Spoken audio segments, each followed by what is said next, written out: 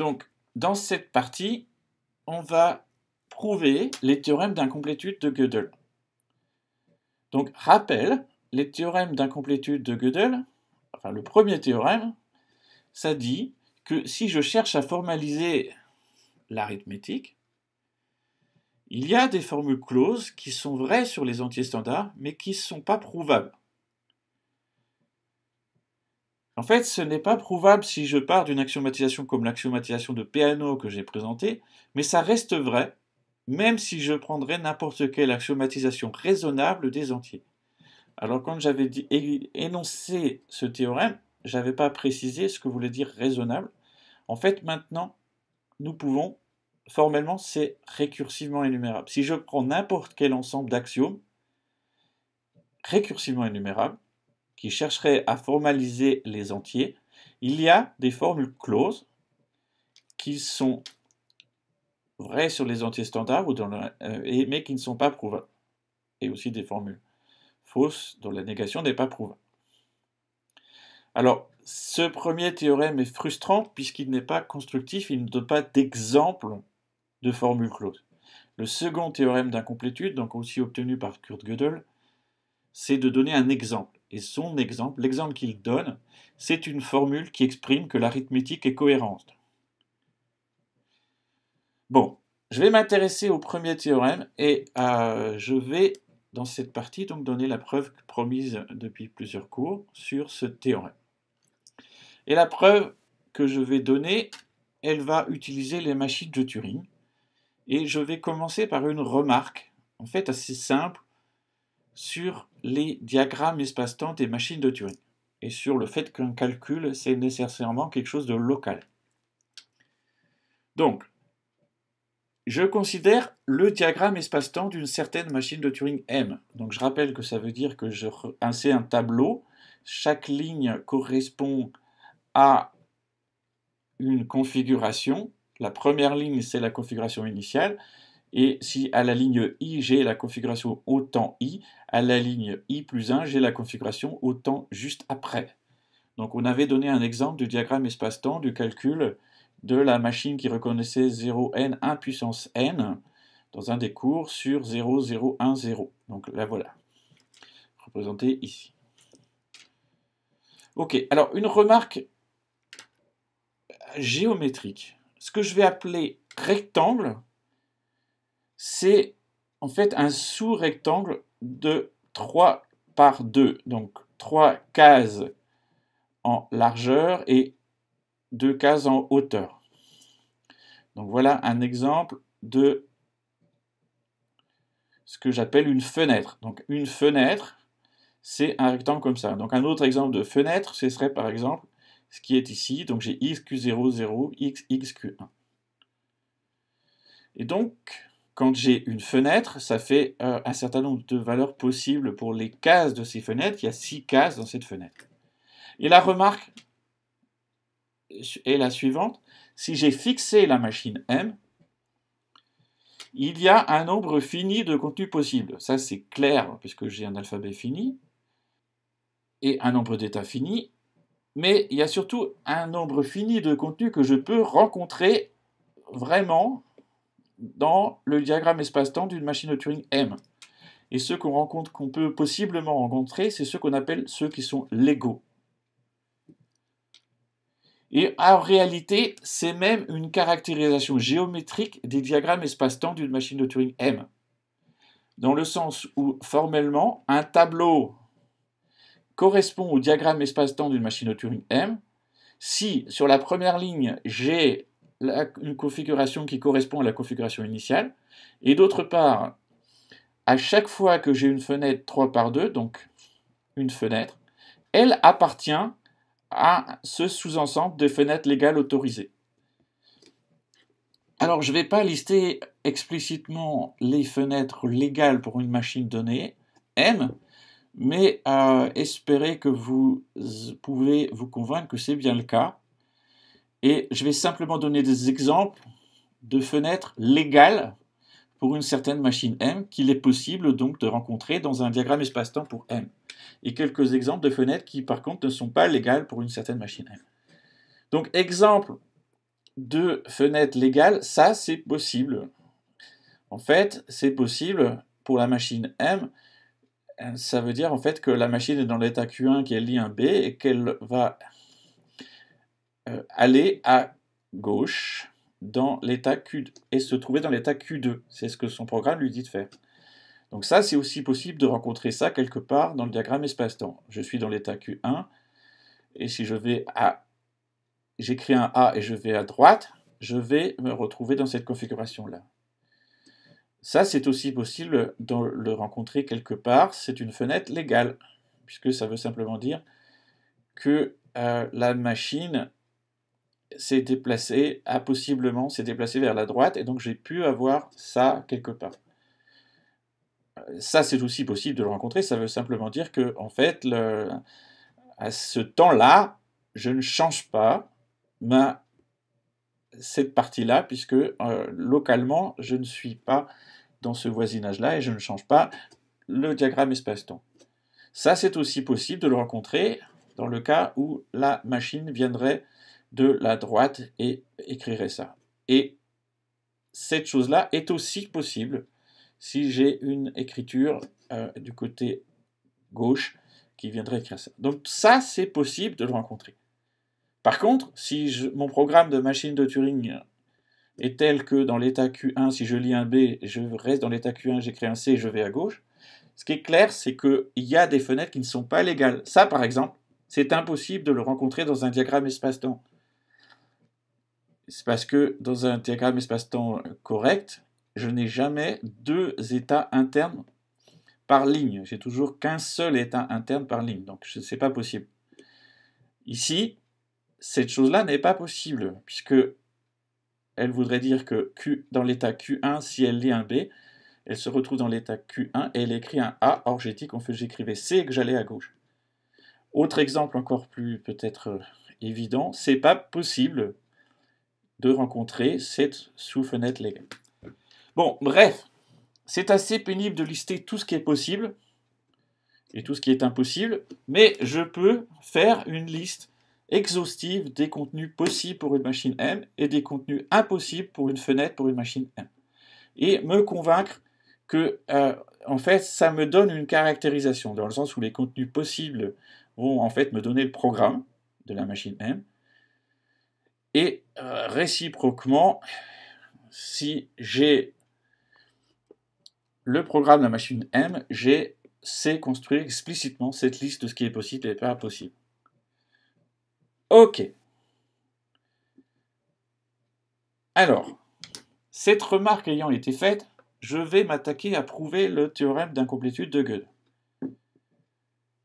Et l'idée de Turing, pour faire cette preuve de façon beaucoup plus simple que celle faite par Gödel, c'est de remarquer que l'ensemble des formules closes qui sont prouvables à partir des axiomes de Peano, c'est un ensemble récursivement énumérable. En fait, ça reste vrai si je pars de n'importe quel ensemble d'axiomes qui serait récursivement énumérable. Et de remarquer aussi que l'ensemble des formules closes qui sont vraies sur les entiers, par contre, il n'est pas récursivement énumérable. Si j'ai prouvé 1 et 2, j'ai prouvé le premier théorème d'incomplétude de Gödel. Parce que ça veut dire que ça ne peut pas être les mêmes ensembles. Il y a donc nécessairement des formules closes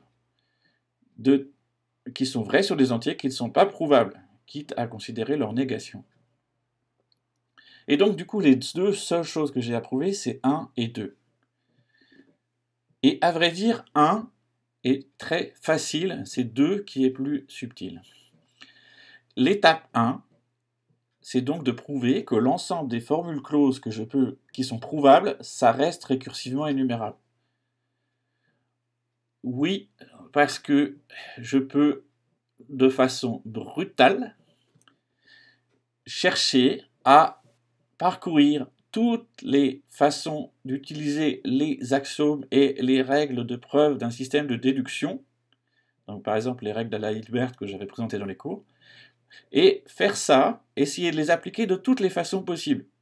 Et à chaque fois que je produis une preuve, une formule close, je l'écris.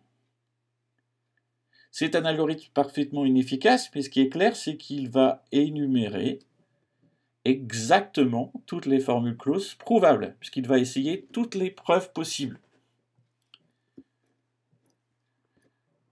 Et ce raisonnement marche même si on était parti d'un ensemble d'axiomes récursivement énumérables. Si je peux énumérer mes axiomes, je vais pouvoir utiliser le même raisonnement et produire de façon systématique toutes les possibilités de faire des preuves en utilisant mon système de déduction, et à chaque fois que j'arrive à obtenir dans cette énumération quelque chose, je l'écris.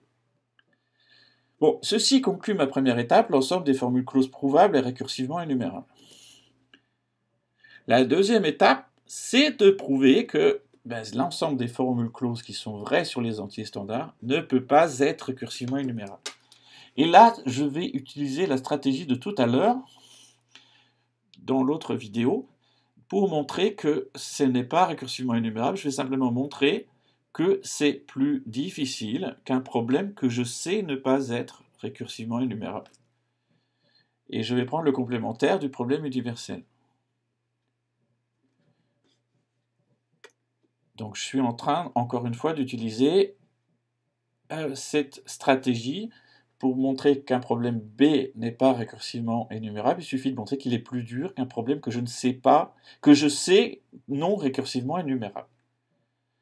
Bon, là, en l'occurrence, si je cherche à écrire ce que ça veut dire pour le problème en question, de ce que je dois montrer, c'est étant donné donc une instance du complémentaire du problème universel, je dois produire une instance de mon problème théorie de n.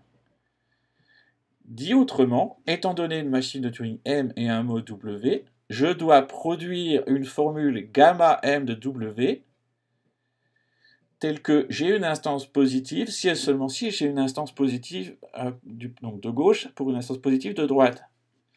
Et si je réfléchis à ce que je suis en train de dire, c'est simplement que je suis capable de construire une formule close gamma M de W qui exprime le fait que une machine de Turing M n'accepte pas le mot W. Si j'ai fait ça, j'ai exactement la relation promise et donc exactement prouvé que théorie de n n'est pas récursivement énumérable. Donc c'est ce que je vais faire dans les transparents qui suivent, en écrivant une formule de l'arithmétique qui exprime qu'une machine de Turing M n'accepte pas un certain mot. Et donc pour faire ça, je vais écrire des choses de plus en plus compliquées avec de l'arithmétique. Alors avec de l'arithmétique, on peut exprimer le fait que Q est le quotient et R le reste de la division euclidienne de X par Y. Ce que je vais noter comme ça, c'est simplement que X s'écrit Q fois Y plus R, avec R plus petit que Y. Donc ça, c'est une formule qui exprime cette chose-là. Exprimer que Y divise X, ça peut aussi s'écrire avec de l'arithmétique. Il suffit de dire qu'il y a un quotient, tel que j'ai la relation précédente, et avec le reste 0. Dire qu'un entier est pair, c'est dire qu'il est divisible par 2. Dire qu'un entier est impair, c'est dire qu'il n'est pas pair. Dire qu'un entier est premier, c'est dire qu'il est plus grand que 2, et que pour tout diviseur de cet entier, soit c'est 1, soit c'est lui-même. Dire que x est une puissance de p, où p est un nom premier, c'est cette formule-là.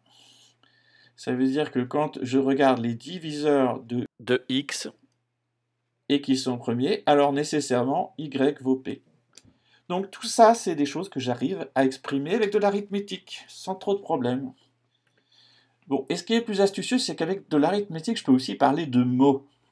En jouant avec le codage en binaire ou en base 10 ou dans votre base préférée des entiers. Là, en l'occurrence, on va prendre P, un entier premier, et voir un mot, A1, A2, AN, sur l'alphabet 0, P-1, comme l'entier dont le A1 qui s'écrit A1 plus A2P, AN-1, AN. Donc en fait, je vois tout simplement ce mot-là comme un entier écrit en base P. Et je remarque que je peux parler des choses sur ce mot. Donc un prédicat que j'arrive à écrire avec de l'arithmétique, c'est que celui-là. Le nombre d est une puissance de p qui donne la longueur de v vu comme un mot comme ci-dessus. Donc un mot sur la flèche sigma à p lettres. Je suis simplement en train de dire que j'ai mon prédicat précédent qui dit que d est une puissance de p, que v est plus petit que d, mais que p fois v est plus grand que d. Si j'ai ça, ça veut dire que je sais que d encode la longueur du mot v. Maintenant, je suis capable de dire que le kème chiffre de v écrit en base P est B. Alors à chaque fois, en fait, j'utilise un codage où j'ai des entiers petit k et des entiers grand K, avec l'idée que la version avec une lettre majuscule, c'est P à la puissance, la version avec la lettre minuscule. Donc, quand est-ce que le kème chiffre de V écrit en base P est B? Eh bien, c'est quand V s'écrit A, plus B fois K, plus U fois P fois K, avec A qui est plus petit que K et B qui est plus petit que P. Je vous laisse vous persuader que c'est exactement ça et de réaliser comment fonctionne ce codage, cette histoire de petit k et grand K.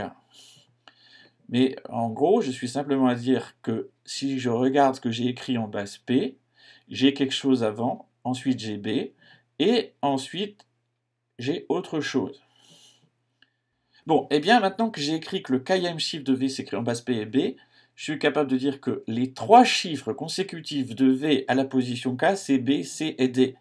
En généralisant ce principe, il y a quelque chose avant, ensuite j'ai B, ensuite j'ai C, ensuite j'ai D, et après autre chose.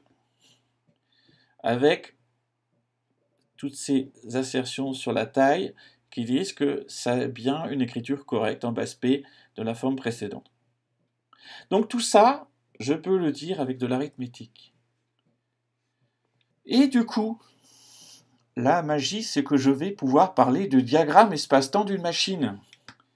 Je vais écrire un prédicat que j'appelle match PVLM, qui disent que les trois chiffres de V à la position L, c'est A, B et C.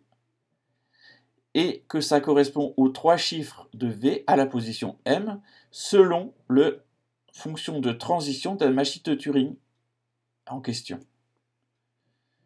En fait, ce que je veux dire, c'est que je suis en train de dire que dans mon diagramme espace-temps, j'ai une fenêtre légale.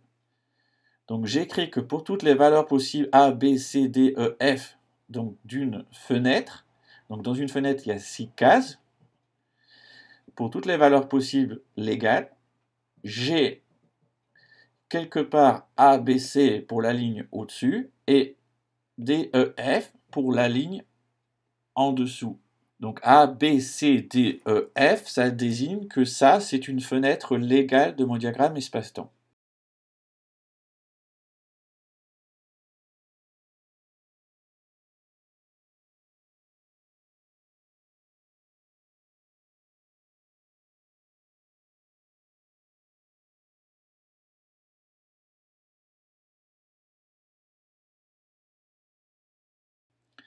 Eh bien maintenant, j'ai presque gagné ma preuve. Parce que je vais exprimer ce que c'est que le diagramme espace-temps d'une machine. Et bien pour faire ça, j'ai besoin d'un prédicat move qui dit que la suite décrit une suite de configurations successives de M, de C jusqu'à D. Donc en gros, je suis en train de dire que toutes les paires de suites de trois chiffres qui sont exactement écartées de C positions dans V se correspondent selon le programme de la machine de Turing delta. C'est ça, cette formule-là qui dit que pour tout y, si y est une puissance de p, j'ai cette propriété-là. Bon, vous pouvez chercher à la décoder, mais elle dit essentiellement que j'ai que des fenêtres légales, et donc que mon diagramme d'espace-temps est correct.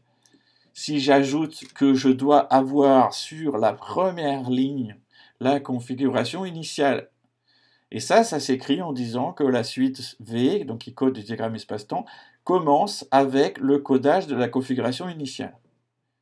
À chaque fois, je vois mon tableau du diagramme espace-temps comme un mot obtenu en concaténant les lignes une après l'autre.